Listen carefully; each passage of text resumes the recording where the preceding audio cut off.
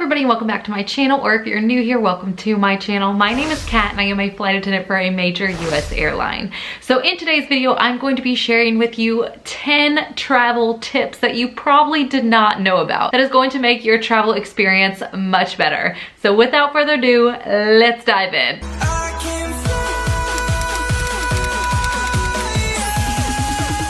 Okay, so tip number 1, buy and bring a JHook. So a JHook can actually clip onto your luggage, or it can be wrapped around your handle and then clipped around it. And what a JHook essentially does is carry your smaller carry-on item. So instead of using a trolley sleeve to put your smaller carry-on item on top of your suitcase or your rollerboard, you actually can set the smaller item onto your JHook, and that is going to take a tremendous amount of the weight off of your arm. So I know many of you are probably thinking, like, how do flight attendants carry so much stuff in so many bags and then they're not getting like tennis elbow or something from dragging all this stuff around?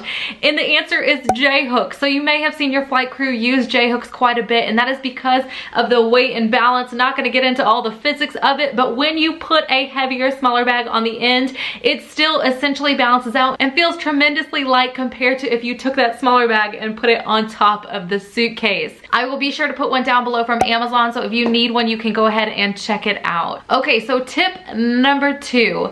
A lot of people will tell you to download the airline's app. So whatever airline you're flying with, you should download their app. But that's a fairly common tip. So a non-common tip from your flight attendant friend is to actually use the app or the website FlightAware. So FlightAware can actually show you where your plane has been at. So for example, if I am on a flight and maybe it has a small delay and I want to see if the plane is actually on its way to the airport, you can put in your flight information with your airline, and then you can press the button, "Where is my plane now?" This will take you over and show you where your plane is. So you can know if your plane is coming from the hangar, if it's at the airport that you're at, if it's completely at a different airport, if it hasn't even left, or if it's on its way. This is a tremendous app, especially if you're not sure what is going on and you're not getting a lot of information. Now bear in mind, sometimes your flight crew and sometimes your gate agents and stuff, they're doing their best and they might not have all the information either. So this is a way for you to get just a little bit more information than you probably previously had. Okay, and just really quickly before we move on, please go ahead and give this video a thumbs up if you are enjoying it, and please subscribe to my channel down below. I really appreciate it. It helps support me and this channel. Okay, so tip number 3, use a tile or a luggage tracker. So essentially what this is going to do is you can put one of those little tile squares into your luggage, and they do use Bluetooth. So verify with your airline that you are traveling with that Bluetooth is okay. Most airlines do accept Bluetooth, so you can go ahead and put your phone into airplane mode and still keep your Bluetooth on. And a lot of times your tile will actually work when your check bag is below you on the airplane. So you can essentially check and make sure that it is below you, but also there's a lot of luggage trackers out there that can do a lot of the same thing. But once again, just verify with your airline that that is something acceptable that you are allowed to use, and that way you do not have to worry about if your bag is in Timbuktu and you have no idea where it's at. You can easily try and track it. I do know that airlines are getting a lot better with the barcode system and being able to track your luggage through the app, so that's also a great one as well. Just make sure you have that barcode so that way you can track it through their app. Okay, so tip number 4.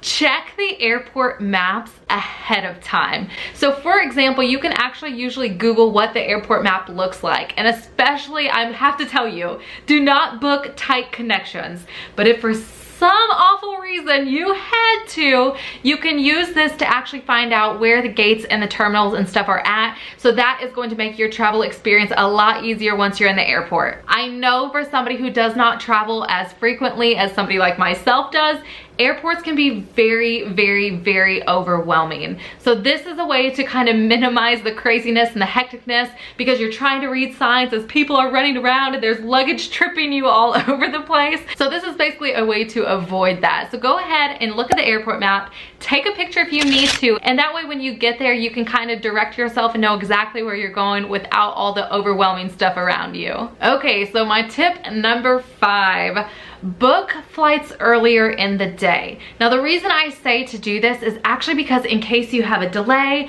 or a cancellation, you have a much better chance of being able to be rebooked on something, whether that's a direct flight or a connecting flight, compared to if you had like the last flight of the day. So let's say that you have a flight and it's the last one of the day and for some reason it cancels due to weather. Well, the airline has no control over the weather, so a lot of times you cannot actually be compensated for something like a hotel or food. So they won't give you a voucher for something in that instance when it is not directly their fault. So then you're now stranded and hungry and in need of a place to sleep. But if you had booked the flight earlier in the day, you have much better options to try and get reconnected to exactly where you're trying to end up. Okay, so tip number 6, and this is a little bit of a funny one, but bear with me. This one makes a lot of sense. You need to pack an extra pair of underwear in your carry-on. Now the reason I say this is because you just never know. You never know what's gonna happen with the airlines. We never know what's gonna happen with the airlines. It is such a crazy business where anything can change at a moment's notice. And you do not want to end up stranded without your stuff and only have the clothes that you are wearing. So just trust me on this one. Pack some extra panties. Okay, so my number 7 is to set an alarm near your boarding time. So a lot of times we get to the airport and we might be roaming around looking for food or coffee or whatever it is, and it is very easy to lose track of time. So when you find out when your boarding time is, try and set an alarm close to that time that will give you enough time to say, hey, you're about to board and you need to get over to your gate. This is just gonna be a little extra reminder so you don't get overwhelmed. If you're in the bathroom line or something like that, you'll know exactly when boarding's gonna be, because I have seen it time and time again. People running to their gate and the door is already closed and they cannot get onto the plane anymore. Just set an alarm near your boarding time. Tip number 8. Now this one is probably a bit more common, but I still feel like I have to reiterate it.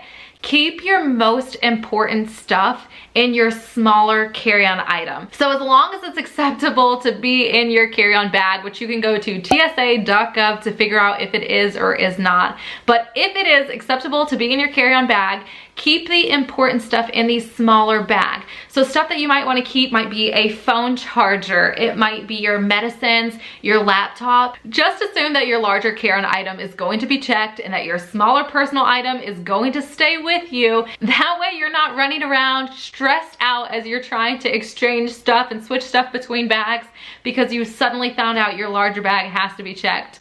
I've seen this a lot. Okay, so tip number 9.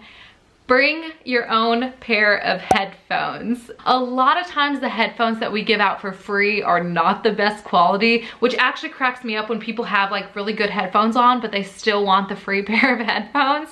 Because trust me, whatever you're wearing is most likely better than what we are giving you for free. Or sometimes airlines will actually charge you for headphones. So that way, if you bring your own headphones, you're gonna be able to watch your movies or listen to music or do whatever and not have to worry if you have like a headphone with like a missing ear out of it that you can't hear. Or sometimes like the port on the seat is weird, so that way you can use your headphones to your phone or your tablet or whatever you're bringing. Just bring your own pair of headphones. Even if it's going to be your backup, just bring them. Okay, and last but not least, my tip number 10.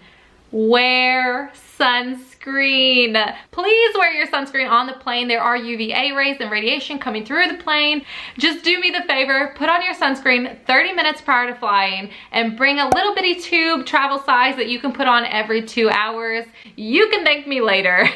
I really hope that these help you and make your travel experience much more easy and much more enjoyable. And I will see you guys next time. Bye.